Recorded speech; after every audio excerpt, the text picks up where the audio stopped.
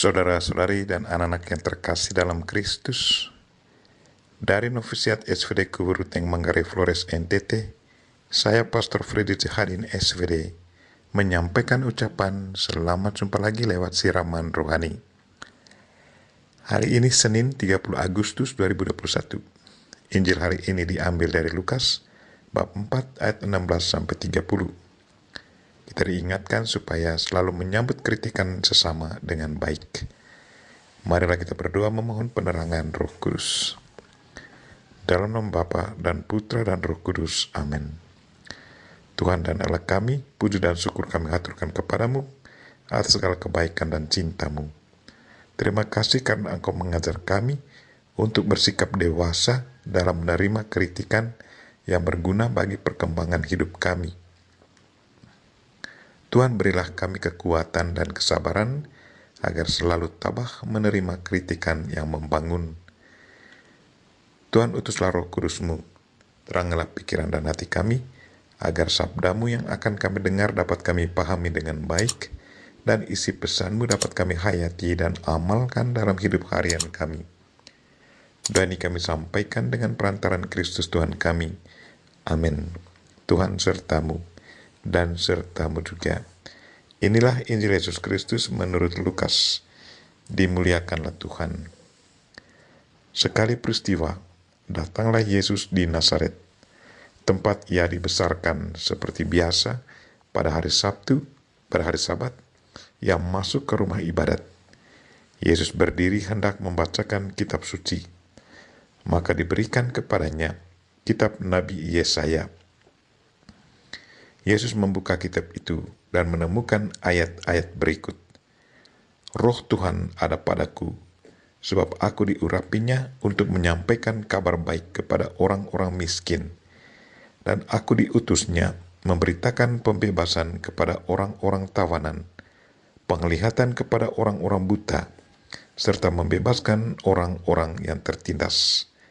Aku diutusnya memberitakan bahwa tahun rahmat Tuhan telah datang. Kemudian Yesus menutup kitab itu dan mengembalikannya kepada pejabat. Lalu ia duduk. Dan mata semua orang dalam rumah ibadat itu tertuju kepadanya. Kemudian Yesus mulai mengajar mereka, katanya, "Pada hari ini, genaplah ayat-ayat kitab suci itu pada saat kalian mendengarnya." Semua orang membenarkan Yesus. Mereka heran akan kata-kata indah yang diucapkannya. Lalu mereka berkata, "Bukankah dia anak Yusuf?" Yesus berkata, "Tentu kalian akan mengatakan pepatah ini kepadaku, 'Hai tabib, sembuhkanlah dirimu sendiri. Perbuatlah di sini, di tempat asalmu ini, segala yang kami dengar telah terjadi di Kapernaum.'" Yesus berkata lagi, "Aku berkata kepadamu, sungguh, tiada nabi yang dihargai di tempat asalnya. Aku berkata kepadamu, dan kataku ini benar. Pada zaman Elia terdapat banyak wanita janda di Israel, ketika langit tertutup selama 3 tahun dan 6 bulan, dan ketika bahaya kelaparan yang hebat menimpa seluruh negeri. Tetapi Elia diutus bukan kepada salah seorang dari mereka, melainkan kepada seorang wanita janda di Sarfat, di tanah Sidon. Dan pada zaman Nabi Elisa, banyak orang kusta di Israel, tetapi tiada seorang pun dari mereka yang ditahirkan, selain Naaman, orang Syria itu. Mendengar itu, sangat marahlah semua orang di rumah ibadat itu. Mereka bangkit lalu menghalau Yesus keluar kota, dan membawa dia ke tebing gunung tempat kota itu terletak, untuk melemparkan dia dari tebing itu. Tetapi Yesus berjalan lewat tengah-tengah mereka, lalu pergi. Demikianlah Injil Tuhan. Terpujilah Kristus. Saudara-saudari dan anak-anak yang terkasih dalam Kristus, tema renungan kita hari ini ialah sambutlah kritikan sesama dengan baik. Injil hari ini sangat menarik untuk direnungkan. Apa yang sudah dialami Yesus Kristus, kita juga alami dalam hidup harian kita sampai saat ini, bahwa di saat kita menyenangkan orang lain, kita dipuji. Tetapi di saat kita menyakitkan orang lain, kita dicaci maki dan dibenci. Injil katakan bahwa sesudah Yesus membaca Alkitab, mata semua orang tertuju kepadanya.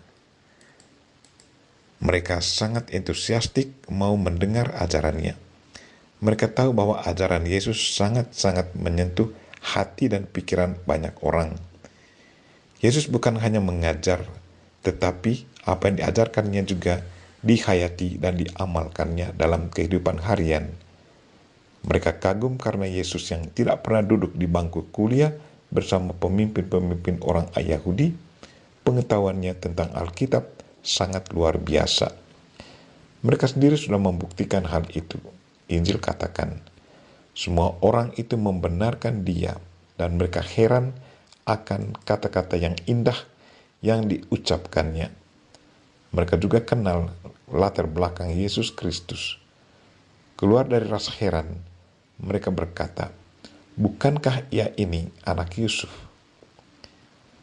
Di saat Yesus memberi pengajaran dan melakukan sesuatu yang sangat menyentuh perasaan dan hati para pendengar, semua orang, termasuk para pemimpin agama, orang Farisi dan ahli-ahli Taurat, pada senang dengan beliau.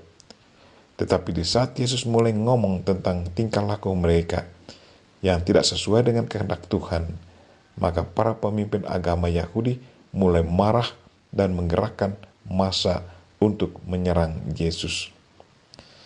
Hari ini, Yesus mengangkat kenyataan sejarah yang terjadi dalam sejarah bangsa Israel.